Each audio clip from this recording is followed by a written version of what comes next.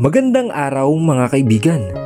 Isang kwentong pag-ibig ang muli kong ibabahagi sa inyo na tiyak nakapupulutan ng aral at magpapaantig sa inyong mga puso. Pero kung bago ka pa lamang ay pakilike po ng ating video. Pakiclick ng subscribe button, gayon din ng bell icon para lagi kang updated sa mga susunod ko pang upload.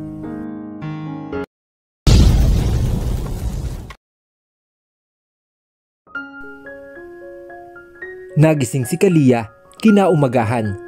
Nakadama ng isang magandang pakiramdam na parang siya ay pinanganak muli. Pakiramdam niya ay nasa isang bagong mundo siya. Nakahiga lamang siya sa kama at hindi pa rin binubuksan ang kanyang mga mata. Iniunat niya ang kanyang braso at tatalikod na sana nang maramdam niya na may mabigat na bagay sa kanyang tiyan.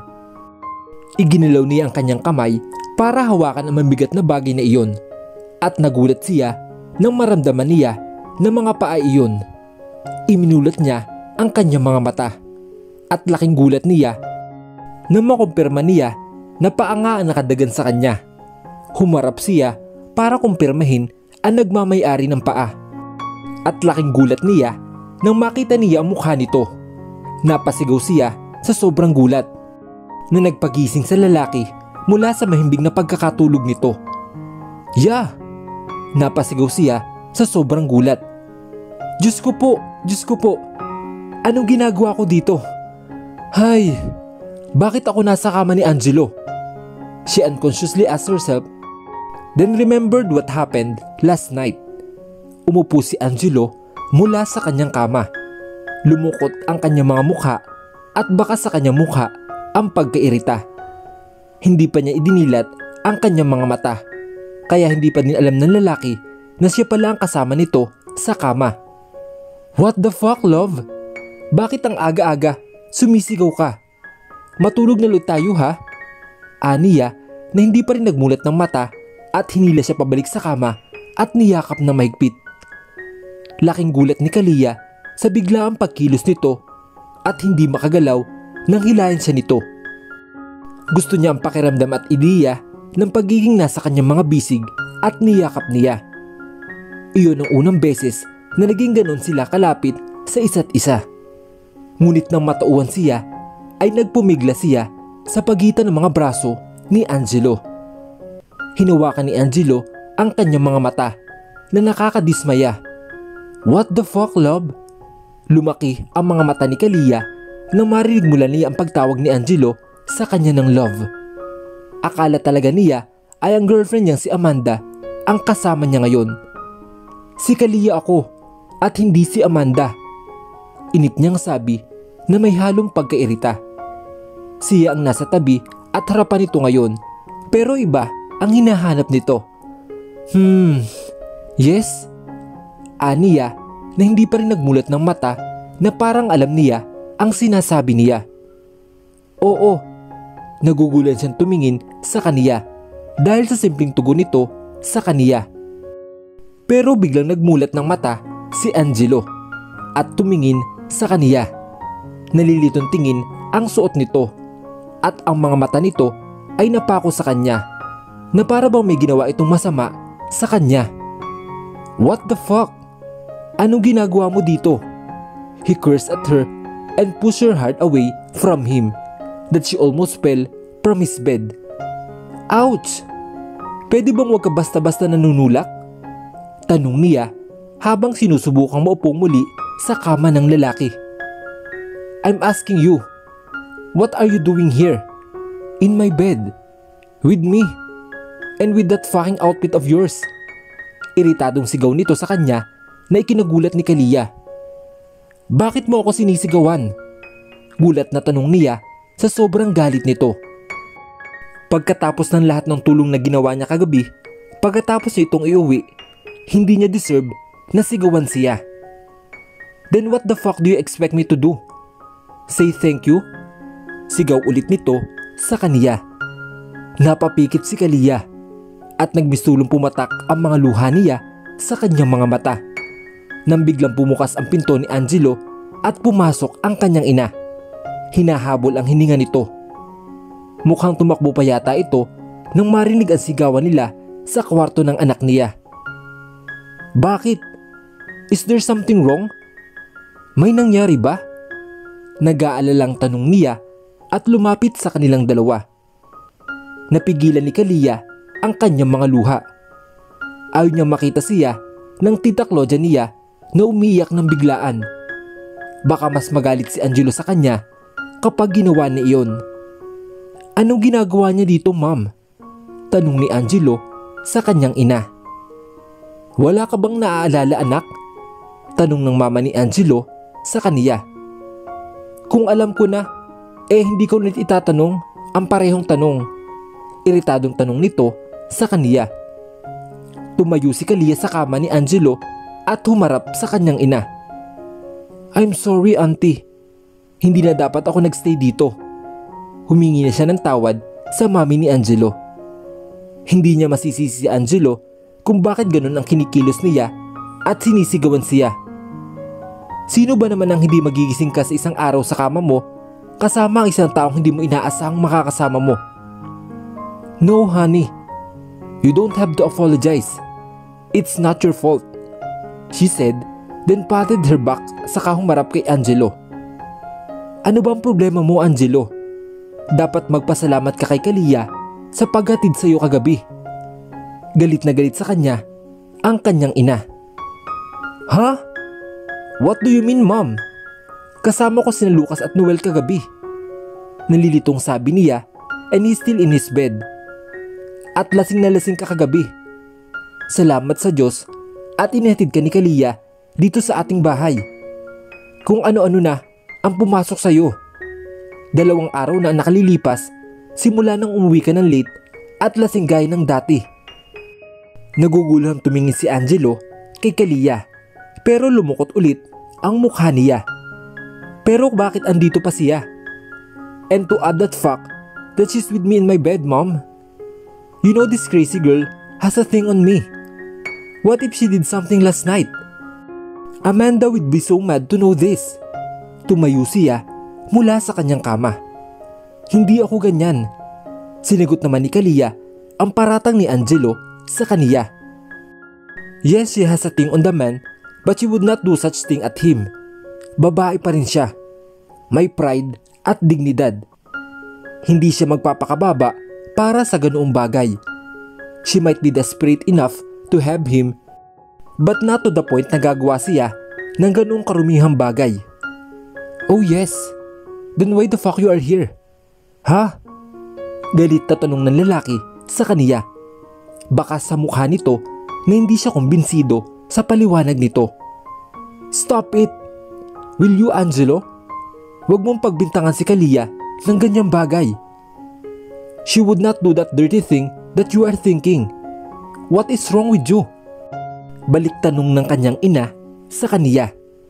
Halata rin sa boses niya ang galit at nakaramdam ng hiya si Kalia ng mga oras na iyon para mag-aaway ang mag-ina dahil lang sa kaniya. Bakit mo siya pinagtatanggol, ma'am? Anak mo ako, for Pete's sake. You should side with me and not her. Yes, you are my son, but are at fault. You should not accuse someone just like that. And to add the fact that it was Kalia. You know she is not that kind of a woman. You better get your act straight, young man. Kung hindi dahil sa kanya, dapat sa bar ka natulog ngayon. At nakakahiya kung may makakita sa iyo doon. Sumabog siya sa sobrang galit. At ako ang nagsabi sa kanya na dito na siya mag-overnight. Dahil halos lahating gabi na nang pumunta dito kasama ka. And I don't wanna let her go home knowing that it's not safe for a woman to go out sa mga oras na iyon. Patuloy na pinagagalitan siya ng kanyang ina. At si Kalia naman ay nakatayo lang sa tabi ng kama ni Angelo. Tahimik na nakikinig sa pag-aaway nilang dalawa dahil sa kanya.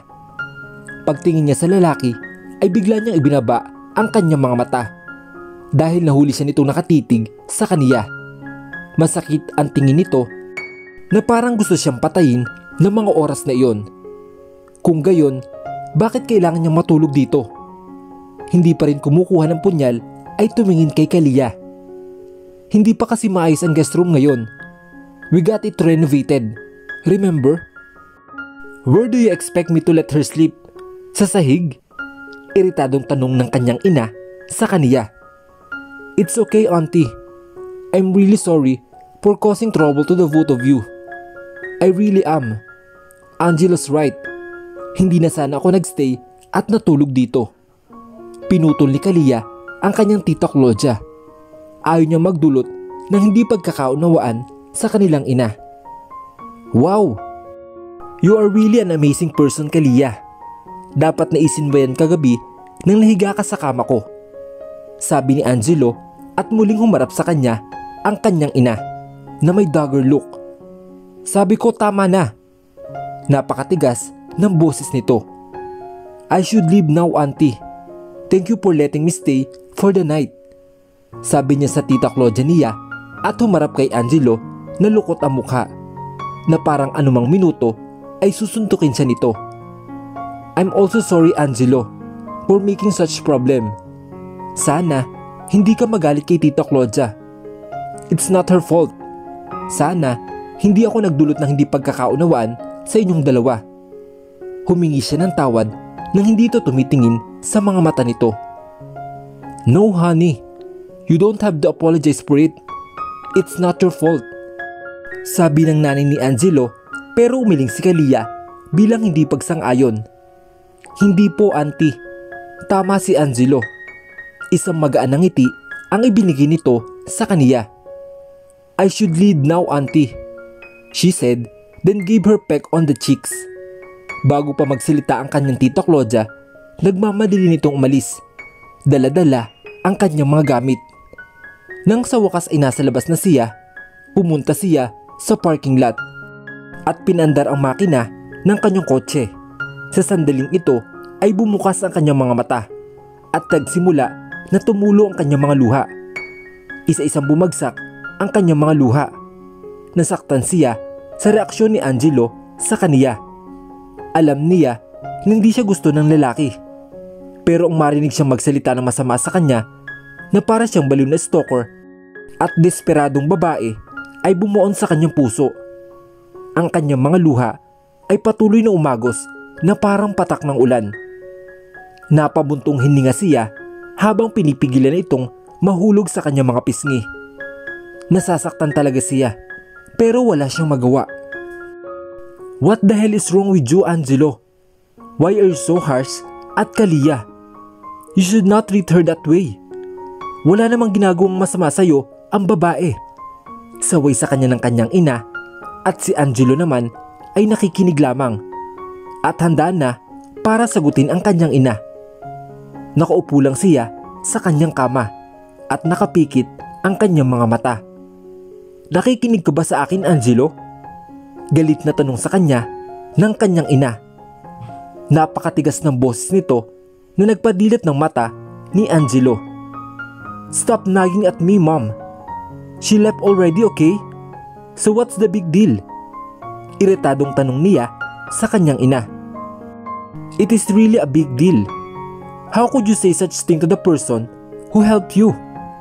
Hindi ka ba nahihiya sa ginawa mo? Muli siyang sinaway ng kanyang ina. Well, it's not my fault. I never asked for help. Inilibot niya ang kanyang mga mata at ang kanyang ina ay napabuntong hininga na hindi makapaniwala sa kanyang mga sinabi. Well, para sa kanya ay wala siyang utang kahit isang bagay. Hindi naman siya humingi ng tulong dito. Kaya bakit siya mahihiya sa mga sinabi nito sa kanya? I'm gonna tell your father about this, Angelo. I am so disappointed in you. Huling sinabi ng kanyang ina saka siya iniwan sa kanyang silid. Nang mag-isa na siya ay humikab siya. Inaantok pa rin siya. Pilit niyang inaalala kung anong saya kagabi at nang matamaan siya ng realidad ay bigla siyang napatayo sa kanyang kama. Nawala bigla ang antok niya nang maalala niya kung bakit siya nalasing kagabi. Akala niya isa lang itong masamang panaginip pero hindi pala. What the? Amanda! Napamura siya nang maalala ang kanyang kasintahan. Dali-dali niyang hinanap ang phone niya na nasa tabi ng kama. Binuksan niya ito at tiningnan kung may mensahe o tawag na nanggaling sa babae. Ngunit nadismaya siya nang wala siyang makita. Tiningnan niya ang kanyang messenger sa pag-aakalang maaaring mag-iwan siya ng mensahe sa kanila. Ngunit mas nadismaya siya nang wala siyang makita. What he saw is a message which came from Lucas asking for sorry dahil hindi naman siya naghatid sa kanya pa uwi. Napakamot siya ng ulo nang makita ang mensahe nito. Pagkatapos ay nag-scroll siya pababa upang hanapin ang pangalan ni Amanda sa kanyang messenger list. Ngunit hindi ito mahanap. Paulit-ulit niyang sinuri ng ilang beses at inirefresh ngunit hindi pa rin makita. Block niya lang ba ako? Tapos inopen niya yung account ko? Tapos binura yung convo namin? Paano kasi? Hindi ko mahanap yung pangalan niya dito. Frustrated niyang tanong sa kanyang sarili. Sinubukan niyang buksan ang account ni Amanda pero mali ang password nito. Frustrated siya on that time. Hindi siya makapaniwala na gagawin niyo ni Amanda sa kaniya. Ni isang bagay ay hindi niya naisip na iiwan siya nito ng ganong kadali lamang dahil sa kanyang panaginip. Pagkatapos ay hinanap niya ang numero nito sa kanyang phone book. Susubukan niyang tawagan ang babae at baka sasagutin niya ang tawag. Nang sa wakas ay mahanap niya ang numero ni Amanda ay pinindot niya ang call button. Naghintay ng ilang segundo na tumunog ito. Ngunit mas lalo siyang nadismaya nang wala siyang narinig kundi isang beep sound. Inihagis niya ang kanyang telepono sa kanyang kama. What the? Seryoso talaga siya dito? Hindi makapaniwalang tanong niya sa kanyang sarili. Ginulo niya ang buhok niya nang nakakadismaya. Nawala ang sakit ng ulo niya na nararamdaman niya kanina pagkagising. Puyat na gising na siya ngayon.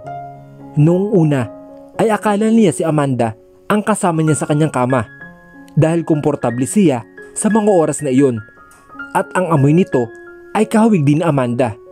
Kaya naman hindi niya akalain na si Kalia pala iyon.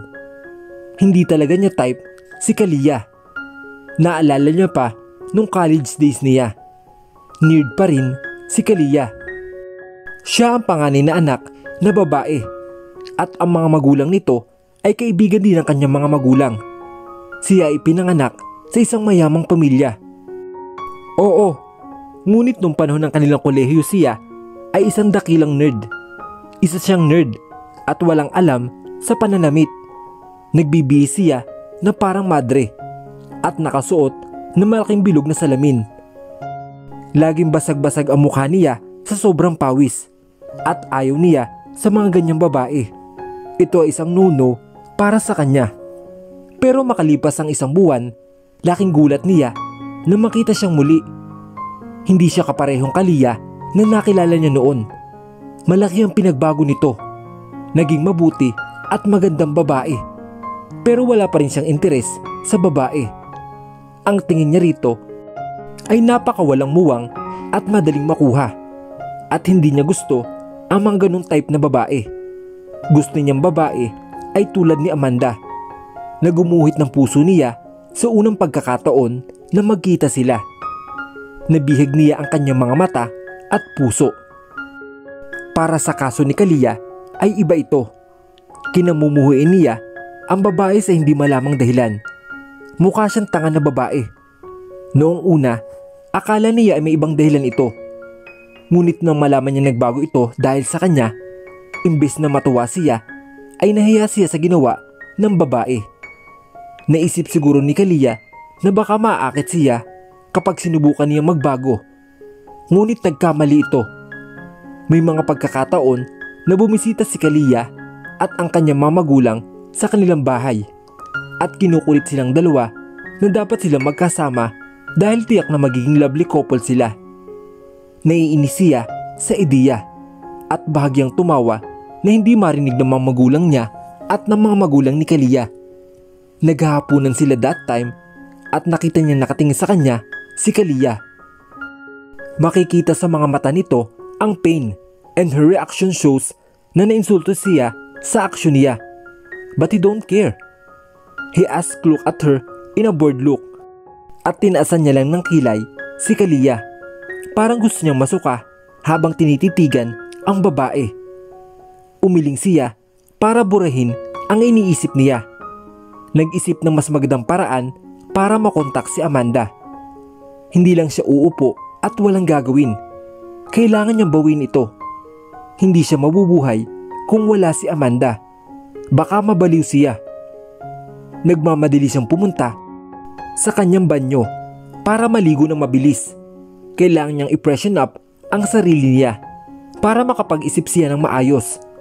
Inaantok pa rin siya at medyo masakit pa ang kanyang ulo.